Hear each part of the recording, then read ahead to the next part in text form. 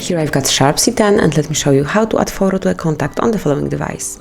So at first let's open the phone dialer, then go to the contacts, select the contact that you would like to add profile picture to, in my case it's Tony, then click on edit icon and tap on the camera to add the profile picture. So you can either take a photo or choose photo from the gallery, and this is what I will pick, one from the gallery, and then pick the picture that you would like to add to this contact, then personalize it. I would like it to have it this way, and then tap on save.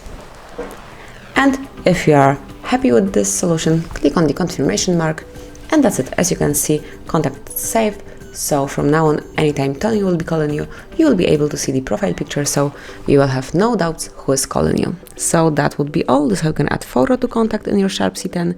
Thank you for watching. Please subscribe our channel and leave the thumbs up.